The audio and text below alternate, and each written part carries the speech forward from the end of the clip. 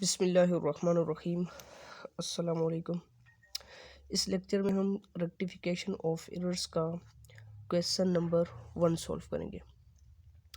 सबसे पहले मैं आपको बता दूं कि रेक्टिफिकेशन ऑफ एरर्स का क्वेश्चन सॉल्व करने के लिए आपको जर्नल एंट्रीज के रूल्स क्लियर होनी चाहिए।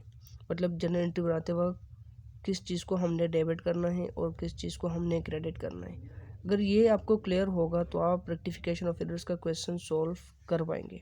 और अगर आपको जर्नल एंट्रीज के रूल्स क्लियर नहीं हैं, डेबिट क्रेडिट के रूल्स क्लियर नहीं हैं, तो आप रेक्टिफिकेशन ऑफ एरर्स का क्वेश्चन सॉल्व नहीं कर पाएंगे। सबसे पहले आपको जर्नल एंट्रीज बनाना सीखना पड़ेंगी, इसके बाद आप रेक्टिफिकेशन ऑफ एरर्स का क्वेश्चन सॉल्व कर पाएंगे। सो क्वेश्चन की तरफ चलते हैं। सबसे पहले हमारे पास क्वेश्चन की एंट्री है, sales return book has been undercast by ₹500। देखिए, रेक्टिफिकेशन ऑफ एरर्स का क्वेश्चन सॉल्व करने के लिए आपको एक ही एंट्री में 3 एंट्रियाँ बनानी होंगी, जर्नल एंट्रीज, जिसमें एक आपके पास करेक्ट एंट्री होगी, एक रॉन्ग एंट्री, एक रेक्टिफाई एंट्री। करेक्ट एंट्री और रॉन्ग एंट्री से फिर आप रेक्टिफाई एंट्री बनाएंगे और आपसे क्वेश्चन में हमेशा रेक्टिफाई एंट्री का पूछा जाएगा, करेक्ट एंट्री और रॉन्ग एंट्री के बारे में नहीं पूछा जाएगा। ये आप अपनी आसानी के लिए बना रहे हैं ताकि इन दोनों एंट्री से आप रेक्टिफाई एंट्री को बना सकें। सो क्वेश्चन में आपने सिर्फ रेक्टिफाई एंट्री को वहाँ पे प्रॉपर तरीके से रिकॉर्ड करना है, करेक्ट एंट्री और रॉन्ग एंट्री वहाँ पे नहीं लिखना। हाँ, आप अपनी आसानी के लिए इसको वर्किंग नोट्स में लिख सकते हैं, correct entry and wrong entry, और फिर इससे आप रेक्टिफाई एंट्री बनाएं।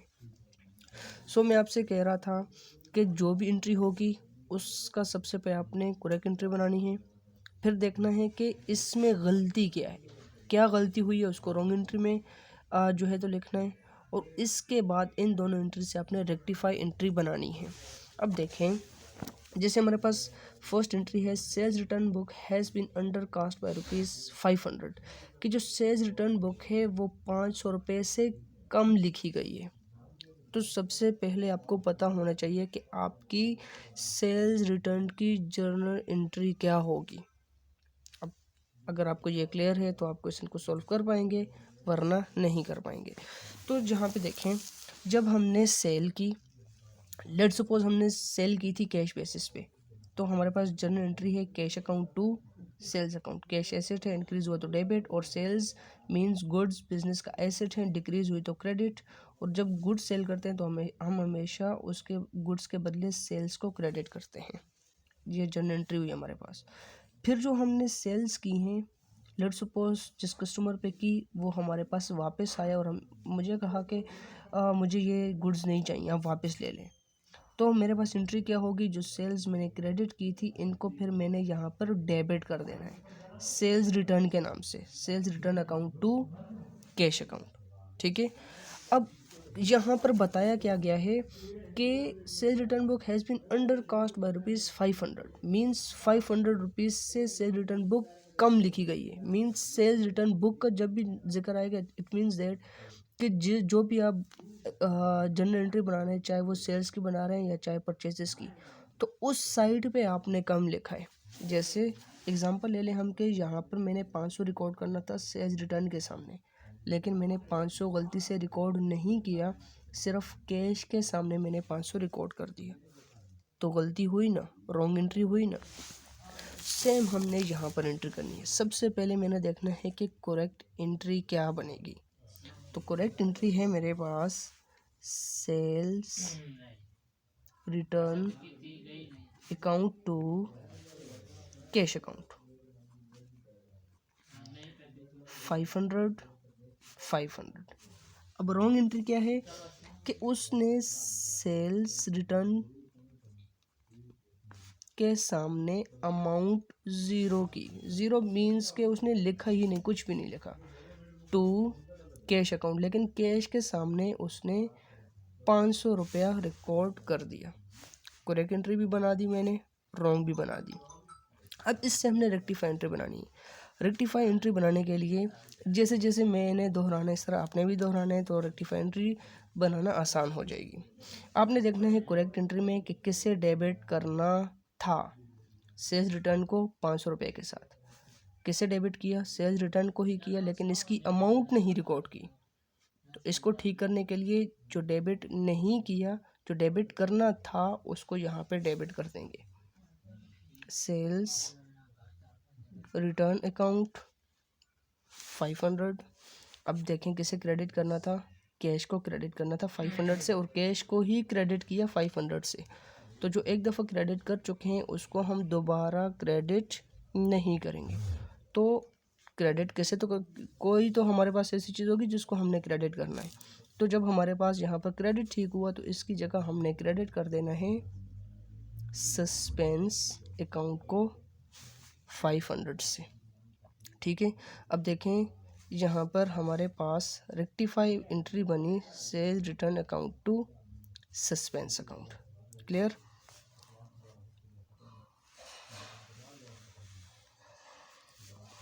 इसके बाद नेक्स्ट एंट्री है a payment of ₹4000 on account of rent has been posted twice to rent account. देखें आपने रेंट पे किया 4000, ठीक है, लेकिन रेंट को ट्वाइस आपने 4000 कर दिया। मतलब एक दफ़ा भी गलती से 4000 रिकॉर्ड किए, दोबारा गलती से 4000 रिकॉर्ड कर दिया। तो सबसे पहले रेंट पेड की करेक्ट एंट्री बनाएंगे। जब हम हमारे पास एंट्री होती है कि रेंट पेड ₹4000, तो इसकी करेक्ट एंट्री क्या होती है? Rent account to cash account. ठीक है, 4000। अब रॉन्ग एंट्री क्या है? जो हमें यहाँ पे बताया गया है कि रेंट को ट्वाइस पोस्ट कर दिया, 2 टाइम्स पोस्ट करती है। जैसे rent account 4000, again rent account 4000 to cash account 4000। ये रॉन्ग एंट्री पास की उसने।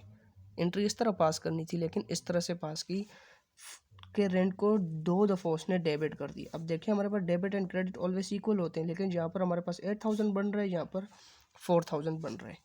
तो देखें अब हमने क्या करना है, किसको डेबिट करना था? रेंट को 4000 से। रेंट को एक दफ़ा तो उसने सही रिकॉर्ड किया 4000, लेकिन यहाँ पर जो दूसरा उसने डेबिट किया ये गलत किया है। तो इसको हमने ठीक करना है। तो इसको ठीक करने के लिए हम क्या करेंगे कि इस जो गलती से डेबिट किया है उसको हमने क्रेडिट कर देना है टू रेंट अकाउंट 4000। इससे हमें पता चला कि अगर कोई भी अकाउंट हमने रॉन्ग डेबिट किया तो उसको ठीक करने के लिए हमने क्रेडिट कर देना है, और अगर कोई अकाउंट हमने रॉन्गली क्रेडिट किया तो उसको ठीक करने के लिए हमने डेबिट कर देना है। ठीक है, डेबिट जो हमने रॉन्ग डेबिट किया था उसको क्रेडिट किया, एंट्री ठीक हो गई हमारी डेबिट की। अब क्रेडिट का देखते हैं, किसे क्रेडिट करना था? कैश को 4000 से, और कैश को ही क्रेडिट किया। ठीक होगी, यहाँ पर हमारी एंट्री ठीक है, लेकिन यहाँ पर इस एंट्री का डेबिट कोई तो होगा। तो हमारे पास यहाँ पर अगर कोई डेबिट या क्रेडिट करने को ना हो तो हमने किसको करना है डेबिट? सस्पेंस अकाउंट को। Suspense account 4000। Clear? Next, a sum of ₹2000 received from Nasir has been posted to his account.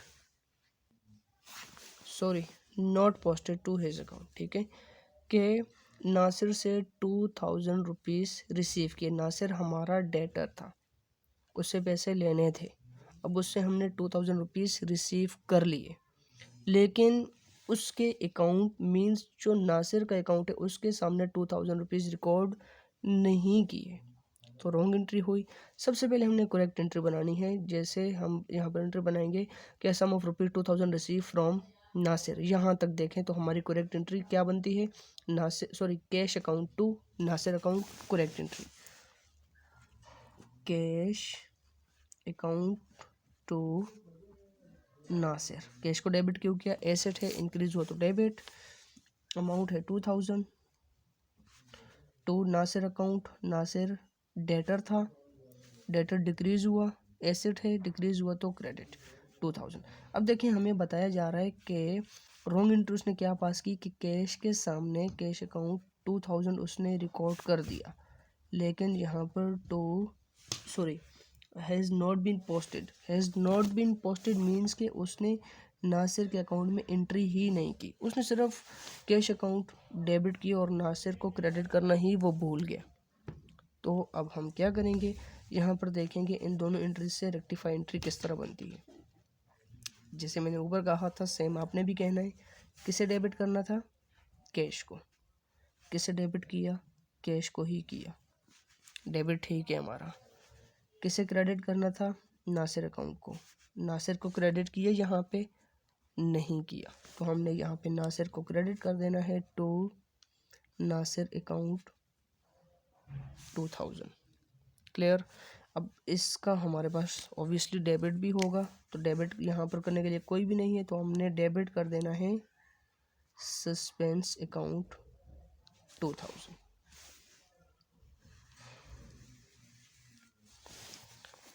Fourth entry, a sum of rupees 750 debited to Imran account as rupees 75। Imran से amount receive की 750, ठीक है। a sum of rupees debited to Imran account as a sum of rupees 750 debited to Imran account as 75। अच्छा ये देखिए हमारे पास यहाँ पर ख़ुद बताया गया है कि debited to Imran account means that कि इमरान के अकाउंट में हमारे पास 750 रुपीज़ हैं, ठीक है। तो हमने क्या एंट्री करनी है, Imran account to cash account. हमने हमेशा कैश को ही कंसिडर करना है, लेकिन इमरान के सामने उसने 750 लिखने की बजाय 75 लिख दिया, मतलब कम अमाउंट से लिखा। तो सबसे पहले हमारे पास करेक्ट एंट्री होगी Imran account to cash account. So correct entry Imran account to cash account 750। अब रॉन्ग एंट्री के उसने क्या पास की कि यहाँ पे इमरान अकाउंट के सामने 750 लिखने की बजाय सिर्फ 75 जल्दी में लिख दिया, और टू कैश अकाउंट 750 ठीक रिकॉर्ड किया। अब इस एंट्री से हमने रेक्टिफाई एंट्री बनानी है। तो देखें किसको डेबिट करना था, इमरान अकाउंट को 750 से। किसको डेबिट किया, इमरान अकाउंट को ही किया, लेकिन कम अमाउंट से किया। तो हमेशा याद रखिए कि जब भी कोई अकाउंट डेबिट करना हो और कम अमाउंट से किया हो, तो जितनी अमाउंट कम रिकॉर्ड की है उसी अमाउंट के साथ उसको एक दफ़ा फिर डेबिट कर देना है, ठीक है। जैसे मैं यहाँ पे एग्जांपल दूँ कि 10 रुपीज़ मैंने डेबिट करने थे, लेकिन मैंने रॉन्गली 2 रुपीज़ डेबिट कर दिए, तो रिमेनिंग मैंने जो 8 रुपीज़ हैं, जो डिफरेंस है, जो रिकॉर्ड नहीं किया, इसको एक दफ़ा फिर डेबिट कर देना है, ठीक है। तो देखें इमरान अकाउंट 750 से डेबिट करना था, लेकिन 75 से डेबिट किया, तो इमरान अकाउंट को यहाँ पे मैं डेबिट कर दूँगा। इमरान अकाउंट 750 में से 75 माइनस करें तो एक सेकंड कैलकुलेटर यूज़ कर लेते हैं, गलती ना हो जाए। 750 माइनस 75 675, ठीक है। 675 से डेबिट कर दिया। अब क्रेडिट किसे करना था, कैश को। कैश को ही क्रेडिट किया, तो क्रेडिट हमारे पास हो जाएगा to suspense account 675। Clear. Next entry, a sale of rupees 3000 has been credited to customer account। a sale of rupees 3000 के कोई कस्टमर है जिस पे 3000 रुपीज़ की सेल की है, लेकिन ये सेल्स क्रेडिट बेसिस पे हुई हैं। अब हमें कैसे पता चलेगा कि ये क्रेडिट बेसिस पे हुई हैं, तो देखिए यहाँ पर हमें खुद बताया गया कि has been credited customer account, तो पता चला कि क्रेडिट बेसिस पे की हैं। अब क्रेडिट बेसिस पे अगर हमारे पास सेल्स गिवन हो, तो जर्नल एंट्री हमारे पास क्या बनती है, कस्टमर अकाउंट टू, या कस्टमर भी नहीं डेटर अकाउंट कर देते हैं, debtor account to sales account, ये करेक्ट एंट्री है। अब रॉन्ग एंट्री उसने कहा कि has been credited to customer's account, के कस्टमर अकाउंट को उसने डेबिट करना था लेकिन रॉन्गली क्रेडिट कर दिया। ठीक है, तो सबसे पहले करेक्ट एंट्री हम पास करते हैं। करेक्ट एंट्री है डेटर अकाउंट 3000 टू सेल्स 3000। अब रॉन्ग एंट्री उसने क्या पास की कि जो डेटर उसने डेबिट करना था उसने रॉन्गली उस डेटर को क्रेडिट कर दिया। जैसे यहाँ पे टू सेल्स उसने ठीक रिकॉर्ड की 3000 और टू डेटर 3000, जो डेबिट करना था उसको यहाँ पर क्रेडिट कर दिया। ठीक है, अब इसकी हमने रेक्टिफाई एंट्री बनानी है। अब देखिए किसे डेबिट करना था, डेटर को कितनी अमाउंट से, 3000 से डेबिट किया, यहाँ पे नहीं किया तो सबसे पहले हम यहाँ पर डेटर को डेबिट करेंगे। डेटर कितने से, 3000 से। ठीक, अब यहाँ पे देखें क्रेडिट किसे करना था, सेल्स को, सेल्स को ही क्रेडिट किया, क्रेडिट ठीक है। अब ये देखें यहाँ तक हमारी एंट्री ठीक है, यहाँ भी ठीक है, लेकिन यहाँ पर जो रॉन्ग डेबिट उसने किया है 3000, अब इसे भी ख़त्म करना है। ठीक है, यहाँ पर हमारे पास ऊपर जितनी भी एंट्रीज थी कोई ऐसा हमारे पास नहीं आया कि हमारे पास यहाँ पर कोई एंट्री रॉन्ग हो और उसको हमने ख़त्म ना किया, लेकिन यहाँ पर एक अकाउंट डेबिट हो रहा था उसने रॉन्गली उसको क्रेडिट किया है, तो उस अकाउंट को भी हमने यहाँ पर ख़त्म करना है। ये जो डेटा हमने रिकॉर्ड किया 3000 से, ये तो रिकॉर्ड करना था लेकिन नहीं किया, इसलिए रिकॉर्ड किया। यहाँ पर जो रॉन्ग क्रेडिट किया है इस क्रेडिट को ख़त्म करने के लिए हमने क्या कर देना है, इसको डेबिट कर देना है। जैसे 3000 है, ठीक है, रॉन्ग में कैसे क्रेडिट, ठीक है, रॉन्ग क्रेडिट माइनस के दें इसको, तो अगर इन 3000 को ही मैं प्लस कर दूं तो ये आपस में कट जाएंगे। तो सेम हमने यहाँ पर करना है कि जो डेटर रॉन्ग क्रेडिट किया है इसको हमने डेबिट कर देना है, तो डेटर डेबिट हो जाएगा 3000 से। ठीक है, इन दोनों को हम इस तरह भी लिख सकते हैं, सिर्फ एक दफ़ा ही डेटर लिख के 6000, ये ज़्यादा बेहतर है, ये मैंने आपके समझाने के लिए किया है।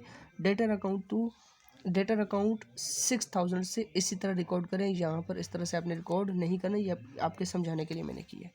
अब हमारे पास यहाँ पर सिर्फ डेबिट है, हमारे पास ऑब्वियसली क्रेडिट भी होगा, तो क्रेडिट हमने किससे करना है, यहाँ पर कोई भी हमारे पास अकाउंट नहीं है जिसे हम क्रेडिट करें, तो क्रेडिट होगा हमारे पास सस्पेंस अकाउंट, कितनी अमाउंट से, 3000 से नहीं, सस्पेंस हमारे पास होगा 6000, क्योंकि हमारे पास डेबिट 6000 है, तो हमारे पास डेबिट और क्रेडिट ऑलवेज इक्वल होते हैं।